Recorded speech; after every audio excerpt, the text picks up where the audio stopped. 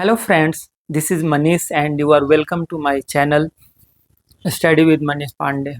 आज के इस वीडियो में हम लोग पढ़ने जा रहे हैं on his blindness. On his blindness एक बहुत ही इम्पोर्टेंट कविता है जो कि जॉन मिल्टन के द्वारा लिखी गई है।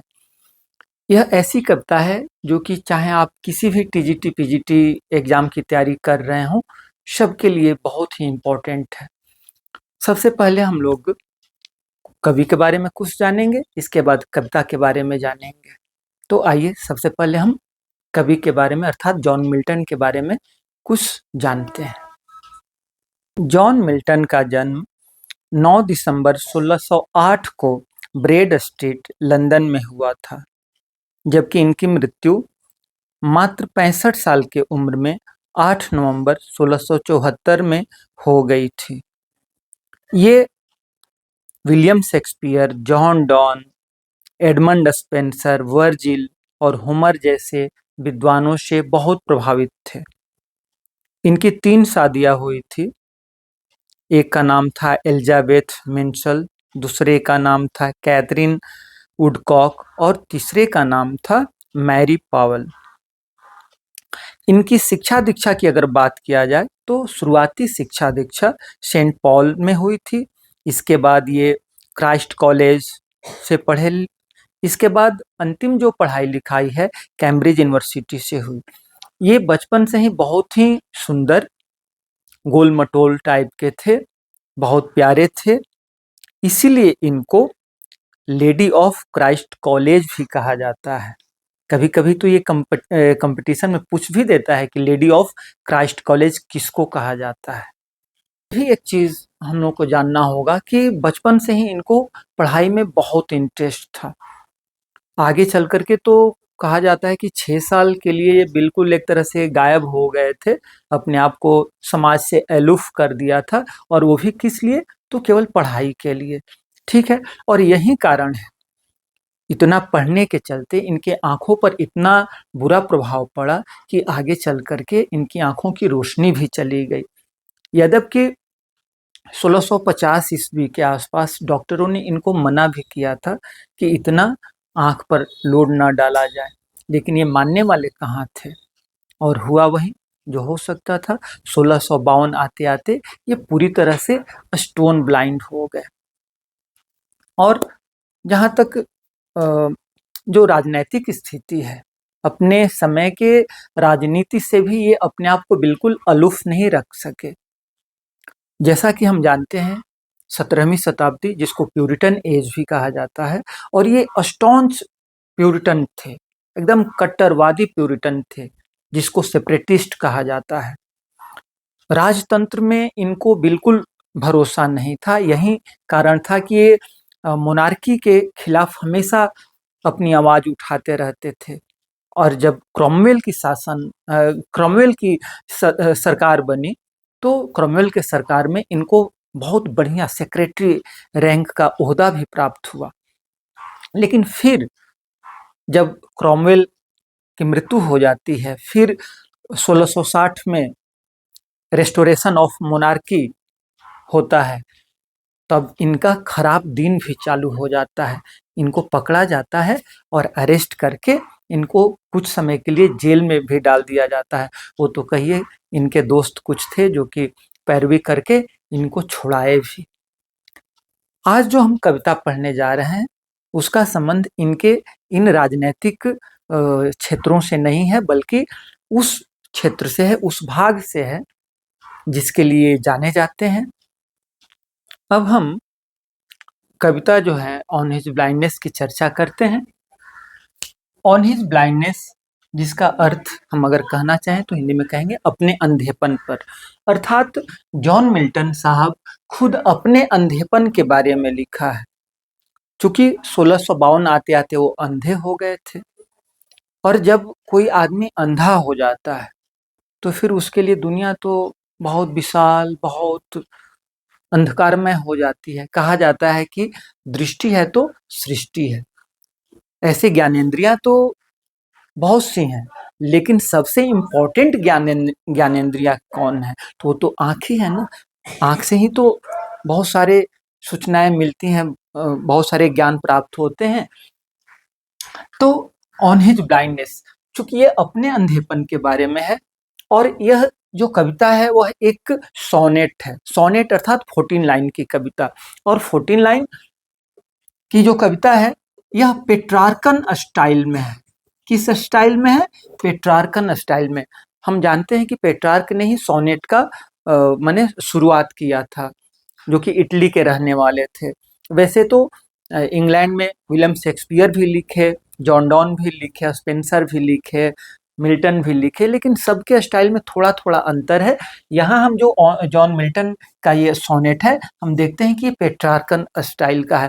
थोड़ा सा हम पहले स्ट्रक्चर की बात करेंगे, इसके बाद इसके अर्थ की बात करेंगे, इसके बाद जो लिटरेरी डिवाइसेज इसमें यूज हुई हैं उन सब की बात हम लोग करेंगे। तो जैसा कि मैं कहा कि यह एक पेट्रार्कन स्टाइल का सोनेट है। तो पेट्रार्कन स्टाइल का जो सोनेट होता है वो दो पार्ट में विभाजित रहता है। एक पार्ट जो है ऑक्टेव कहलाता है, दूसरा पार्ट सेस्टेट कहलाता है। ऑक्टेव में क्या रहता है? इसमें प्रॉब्लम इंट्रोड्यूस किया जाता है। ऑक्टेव में अर्थात जो 8 लाइन का पार्ट है उसमें जो समस्या है, जो प्रॉब्लम है, उसको इंट्रोड्यूस किया जाता है। और सेस्टेट जो कि 6 लाइन का होता है उसमें क्या किया जाता है? उस प्रॉब्लम का रिजोल्यूशन, क्या किया जाता है? उस प्रॉब्लम का हल निकाला जाता है। तो उस आधार पर भी हम देखते हैं कि ये पेट्रार्कन स्टाइल का है। दूसरा चीज है, अब थोड़ा हम इसके राइम स्कीम की भी चर्चा कर लें। जो मिल्टोनिक सोनेट है उसका राइम स्कीम क्या है? तो इसका राइम स्कीम जो होता है A B B A, A B B A, और सी डी ई, बीच में एक लाइन कोई छूट गया क्या? A B B A, A B B, अच्छा है ए, इसके बाद C D E, C D E, ये होता है मिल्टोनिक सोनेट का राइम स्कीम। अक्सर कंपटीशन में पूछ देता है कि what is the rhyme scheme of Miltonic sonnet, तो ये याद रखना होगा। और ये कैसे पता किया जाता हो तो आप जानते होंगे, बहुत आसान है। जो स्पेंट, इसमें एंट आ रहा है तो फिर एंट कहाँ आ रहा है? बेंट में एंट आ रहा है। ये है वाइड, ये है हाइड, तो आइड इसमें भी है, आइड इसमें भी है, तो ये बी हो गया। फिर उसी तरह से यहाँ भी है। फिर यहाँ नीड है, सी, बेस्ट है, एस्ट, फिर स्टेट है, तो ये C D E, C D, ऐसे ये राइम करता है। चलिए ठीक है। तो ये कैसा सोनेट हुआ? पेट्रार्कन स्टाइल वाला सोनेट हुआ। अब हम देखते हैं इसके कुछ पैराफ्रेजिंग करते हैं। कह रहे कि when I consider how my light is spent, जब अंधा हो गए, डॉक्टर इनको मना किया था कि ज्यादा पढ़ाई लिखाई ना कीजिए, लेकिन पढ़ाई लिखाई में इनका ज्यादा मन था, बहुत ही ये थे। जैसा कि मैं बताया कि 6 साल अपने आप को समाज से अलग करके पढ़ाई पर ही समर्पित भी कर दिए थे, तो अंधा हो गए, ठीक है। When I consider how my light is spent, कह रहे हैं कि जब मैं सोचता हूँ, जब मैं विचार करता हूँ कि मेरी लाइट कैसे खो गई। यहाँ लाइट का जो अर्थ है वो सामान्य प्रकाश नहीं है। यहाँ लाइट का दो अर्थ है। यहाँ लाइट का एक अर्थ है आंख की रोशनी, मतलब आई साइट, और दूसरा एक जो क्रिटिक लोग हैं कहते हैं कि वो स्पिरिचुअल लाइट की भी बात करते हैं। ठीक है, अभी हम लाइट का अर्थ यहाँ आई साइट ही मानकर चल रहे हैं। कह रहे हैं कि when I consider how my light is spent और half my days in this dark world and white.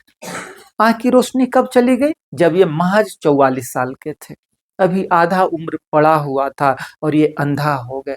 तो सोचिए कि एक अंधा व्यक्ति के ऊपर क्या गुजरेगा, और वो भी कोई साधारण आदमी नहीं, जो कि सामाजिक रूप से, राजनैतिक रूप से उतना प्रभावशाली थे।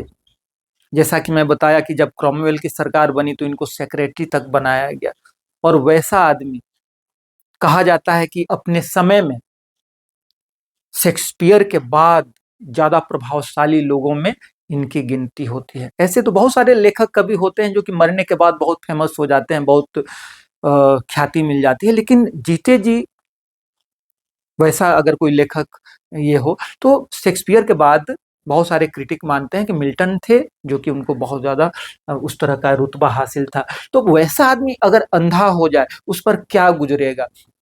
कभी कह रहा है कि जब मैं सोचता हूँ कि मेरे आँख की रोशनी कैसे चली गई, अभी आधा समय भी नहीं बीता, आधा बीता और आधा तो ऐसे ही बाकी है, और ये दुनिया मेरे लिए क्या हो गई, डार्क हो गया, अंधेरा से भरा हो गया।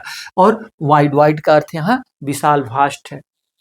और and that one talent which is death to hide, और कभी कह रहा है कि मेरे अंदर तो एक ही तो टैलेंट है और वो भी अब यूजलेस पड़ा हुआ है। And that one talent which is death to hide lost with me useless, वह जो टैलेंट है, वो जो प्रतिभा है, वो जो गॉड गिफ्टेड चीज है, और वो क्या है, कविता रचने की, है ना, कविता करने का जो टैलेंट है, वो मेरे पास अब तो यूजलेस पड़ी हुई है, उसका मैं अब क्या करूंगा, वैसे ही पड़ी रह जाएगी। ध्यान दीजिएगा, यहाँ टैलेंट का दो अर्थ है। यहाँ टैलेंट तो एक है कविता करने की जो शक्ति है, जो कि मिल्टन को गॉड गिफ्टेड मिला हुआ था, और यहाँ टैलेंट ये बिब्लिकल एलुजन भी है, बाइबल से इसका संबंध है। बाइबल की कथा है मैथ्यू वाली, कि एक मालिक था जो कहीं जाने लगा तो अपने 3 नौकर को बुलाया, और 3 नौकर के की जो काबिलियत थी 3 स्तर की थी। जो सबसे बुद्धिमान था उसको 5 टैलेंट वो देता है मास्टर अर्थात मालिक, दूसरे को 2 टैलेंट देता है, और तीसरे को जो कम इंटेलिजेंट था, कम क्वालिफाइड था, एक तरह से कह सकते हैं, उसको 1 टैलेंट दिया। टैलेंट का अर्थ यहाँ हम कॉइन से लगा सकते हैं, कुछ पैसा से लगा सकते हैं, जैसा लगाना चाहें। अब वो क्या होता है कि वो तो चला जाता है मालिक मास्टर दे करके। जो पहला सर्वेंट है वो क्या कर देता है, उसको कहीं ऐसे जगह इन्वेस्ट कर देता है कि वो 5 से 10 हो जाता है। दूसरा जो है वो भी उसको इन्वेस्ट कर देता है और उसको 2 से 4 कर देता है, मैंने उसको बढ़ा देता है, ऐसे समझ जाइए। लेकिन तीसरा जो सर्वेंट है वह थोड़ा भयभीत है, वो थोड़ा डरा हुआ है। वो सोचता है कि कहीं ये टैलेंट, ये जो कॉइन्स हैं, ये कहीं चोरी न हो जाए, इसलिए उसको हाइड करके, क्या करके, छुपा करके कहीं जमीन में रख देता है कि कोई चुरा न ले। जब मालिक आता है, जब मांगता है, तो जो पहला सर्वेंट है 5 का 10 देता है, दूसरा 2 का 4 देता है, लेकिन तीसरा जो है वो 1 का 1 जो जैसा था वैसे ही एज इट इज उसको लौटा देता है। उसको मास्टर क्या कर देता है, उसको एक तरह से पनिशमेंट कहा जाए, डांटता है, फटकारता है, जबकि प्रथम 2 को वो पुरस्कृत करता है। ठीक है, तो अब देखिए वो मास्टर दिया था टैलेंट, यहाँ टैलेंट कौन दिया है, यहाँ टैलेंट दिया है जॉन मिल्टन को ईश्वर ने। कभी कह रहा है कि वो एक टैलेंट जो ईश्वर का दिया हुआ मेरे पास वो पड़ा हुआ है, अगर उसको यूज मैं नहीं करूंगा तो वैसे ही हो जाएगा जैसे कि वो जो थर्ड सर्वेंट था उसको हाइड करके रख दिया था, वो मेरे पास तो यूजलेस पड़ा हुआ है। Though my soul more bent to serve therewith my maker, Milton कहते हैं कि यद्यपि मेरी जो आत्मा है झुकी हुई है अंदर से, मतलब भगवान के प्रति समर्पित है कि मैं भगवान की सेवा करूं। देखिए यहाँ मेकर जो है एम कैपिटल है क्योंकि भगवान के लिए आया है। मेकर का अर्थ है यहाँ गॉड, गॉड ही तो बनाने वाला है। और जैसा कि मैं बताया कि इनकी माँ भी बहुत धर्मावलंबी थी, बचपन से ही इनकी शिक्षा दीक्षा इस तरह से कराई गई कि इनके अंदर वो धर्म का, वो जो ईश्वर के प्रति प्रेम का जो भाव था बहुत इनके गहराई तक पहुंचा था। तो कह रहा है कि वो जो टैलेंट है वो तो मेरे पास यूजलेस पड़ा हुआ है, यद्यपि मैं चाहता हूँ, मैं दिल से चाहता हूँ कि मैं अपने मेकर की, अपने ईश्वर की सेवा करूं and present my true account, और मैं अपना जो सही लेखा जोखा है उसको मैं प्रस्तुत करूं। देखिए हिंदू में भी है कि भाई मरने के बाद आप जाते हैं तो भगवान वहां पूछता है कि बताओ तुमको तो मैं मनुष्य बना के भेजा था, तुमने क्या किया। हर धर्म में कहीं ना कहीं इस तरह की बात है कि मरने के बाद ईश्वर उसका हिसाब किताब होता है। तो कह रहा है कि अगर मैं बढ़िया से सेवा कर देता तो मैं अपना सही सही अकाउंट लेखा जोखा प्रस्तुत करता, नहीं तो क्यों, क्योंकि डर है कि लेस्ट ही रिटर्निंग चाइल्ड, क्योंकि कहीं ऐसा ना हो कि जब मैं यहाँ से लौटूं, मतलब मरने के बाद भगवान के पास जाऊं, तो भगवान मुझे चाइल्ड करे, मुझे डांटे फटकारे। देखिए यहाँ चाइल्ड शब्द यूज हुआ है। स्कोल्ड भी होता है डांटना, रिप्रिमाइंड भी होता है, रिब्यूक भी होता है, लेकिन यहाँ चाइल्ड शब्द यूज हुआ है क्योंकि चाइल्ड बच्चों को डांटने के लिए, प्रेम से भरा हुआ जो डांट होता है उसके लिए चाइल्ड शब्द का प्रयोग होता है। तो कह रहे हैं कि कहीं ऐसा ना हो कि रिटर्न होने पर मुझे डांट पड़े। फिर क्या होता है, मिल्टन के अंदर एक प्रश्न उठता है, कह रहा है कि डॉथ गॉड एग्जैक्ट डे लेवर लाइट डिनाइड, कि लाइट डिनाइड के बावजूद भी, लाइट हमसे चली गई है, आंख की रोशनी चली गई है, तब भी क्या भगवान, यहाँ डॉथ का अर्थ है does, does God exact day लेवर, कि क्या उतना ही हमसे मेहनत की उम्मीद करेगा। आई फॉन्डली आस्क, देखिए यहाँ फॉन्डली का अर्थ शौक से नहीं है, फॉन्ड का अर्थ है उस समय मूर्खता पूर्वक होता था, तो यहाँ ऐसा शौक से नहीं हम समझेंगे। आई फुलिशली आस्क, मैंने ये इस तरह का प्रश्न, ये क्या हो सकता है भगवान से, इस तरह का प्रश्न तो मूर्खता भरा हुआ ही कहा जा सकता है, कि इस तरह का मूर्खता से भरा हुआ प्रश्न मैंने पूछा कि डॉथ गॉड एग्जैक्ट डे लेवर लाइट डिनाइट, की लाइट डिनाइट के बावजूद भी, आंख की रोशनी जाने के बावजूद भी, क्या भगवान हमसे ऐसा मेहनत की उम्मीद करेगा जिस काम को करने के लिए आंख की रोशनी जरूरी है, और मेरे पास तो आंख की रोशनी ही नहीं है। लेकिन तब क्या होता है, but patience to prevent that murmur, वो अंदर जो सवाल खड़ा हुआ था उसको रिप्लाई करने के लिए पेशेंस जो है, पेशेंस माने धैर्य। देखिए यहाँ पेशेंस का प्रयोग पर्सोनिफाइड रूप में हुआ है, कैपिटल भी है और पर्सोनिफाई, कह रहे कि पेशेंस जो है रिप्लाईज करता है, धैर्य जवाब देता है।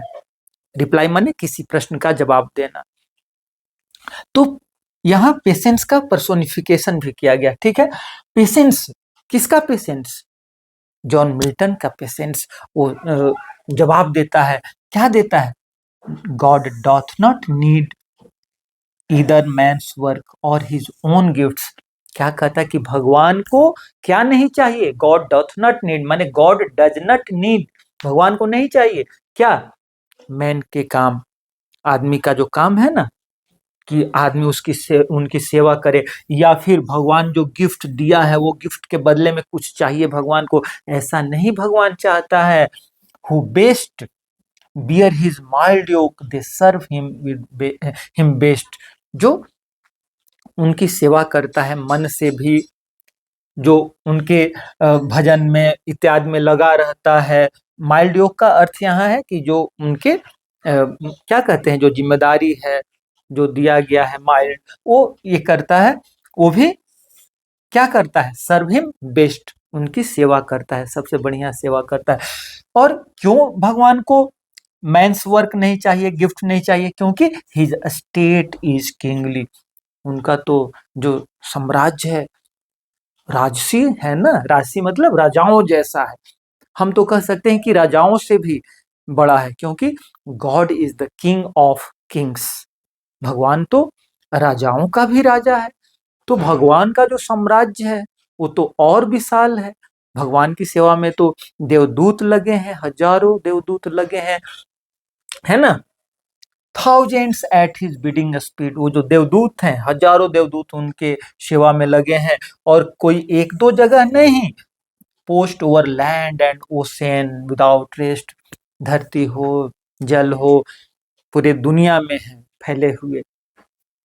आगे क्या होता है, they also serve who only stand and wait, सबसे important line, they also serve who only stand and wait, भगवान की सेवा केवल वे नहीं करते हैं जो सचमुच सेवा कार्य में लगे हैं, एक्टिवली लगे हुए हैं, बल्कि भगवान की सेवा वह भी करता है जो शारीरिक रूप से कर तो नहीं सकता है, लेकिन मन से, दिल से, आत्मा से करने के लिए आतुर है, करने के लिए तत्पर है, तो वह आदमी भी जो कि अपनी प्रतीक्षा करता है, तन मन धन से लगा हुआ है, they also serve who only stand and wait, जो खड़ा है और इंतजार में है, वह भी भगवान की सेवा करता है। ठीक है, अब मुझे लगता है कि आप लोगों को इसका अर्थ समझने में कोई प्रॉब्लम नहीं आया होगा।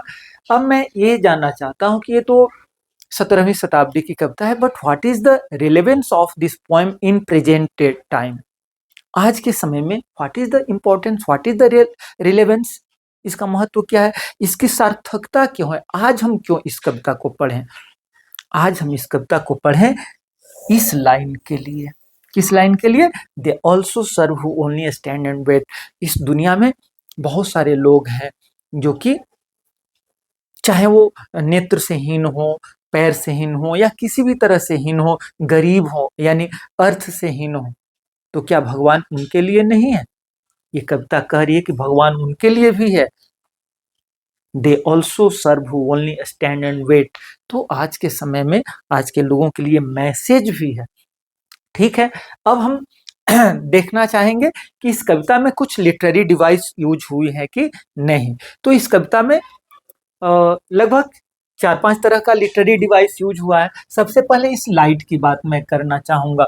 लाइट का प्रयोग यहाँ मेटाफर के रूप में हुआ है। यहाँ लाइट मतलब आई साइट को ही लाइट कहा जाता है, और मेटाफर क्या होता है? डायरेक्ट कंपैरिजन होता है। जैसे मैं कहता हूं कि Ram is a lion, Ram एक शेर है, तो क्या हो गया? यहाँ मेटाफर हो गया। उसी तरह से यहाँ आई साइट को, आंख की रोशनी को प्रकाश कहा गया है, तो ये मेटाफर हो गया। ठीक है, दूसरा चीज है टैलेंट।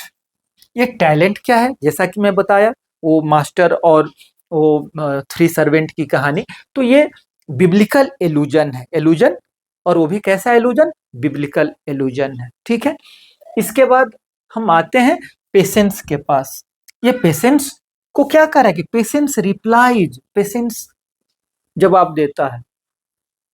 ये पेशेंस तो भाई कोई वैसा है नहीं, लिविंग थिंग है नहीं। तो यहाँ हम देख रहे हैं कि नॉन लिविंग थिंग को ऐसे आदमी जैसा यूज किया गया है। तो यहाँ ये पेशेंस के साथ पर्सोनिफिकेशन किया गया है। ठीक है, और इसके बाद सबसे last line, they also serve who only stand and wait. कह रहा है कि वे लोग भी सेवा करते हैं जो केवल खड़ा रहते हैं और इंतजार करते हैं। अब देखिए यहाँ पैराडॉक्स है। क्या है? पैराडॉक्स है। बिल्कुल आपको लगेगा कि वो कैसे सेवा कर, जो खड़ा है वो कैसे सेवा कर सकता है? सेवा करने के लिए तो सेवा कार्य में लगना होगा। यहाँ विरोधाभासी है ना। तो यहाँ they also serve who only stand and wait. ठीक है, तो ये हम लोग देख लिए कि यहाँ क्या क्या लिटरेरी डिवाइस यूज हुआ है। हम यहाँ एक और चीज कह देना चाहेंगे कि देखिए यहाँ अंधा होने के बावजूद भी, मतलब blindness never stopped John Milton. Blindness John Milton को कभी रोक नहीं पाया। इतने स्ट्रॉन्ग विल पावर वाले आदमी थे जॉन मिल्टन। आपको जानकर आश्चर्य होगा कि मिल्टन का चाहे वो पैराडाइज लॉस्ट हो, पैराडाइज रीगेंड हो, जो कि इपिक पोएम माना जाता है, जिनके दम पर ही मिल्टन आज मिल्टन है, और वो दोनों की दोनों जो महाकाव्य हैं, कालजयी रचनाएं हैं, वो दोनों इनके कंप्लीट ब्लाइंड होने के बाद ही लिखी गई है। हाँ, अपने हाथ से नहीं, बल्कि ये बोलते गए, और दूसरा जो जिसको स्क्राइब कहा जाएगा या राइटर कहा जाएगा, वो ये बोलते गए, वो आदमी लिखता गया।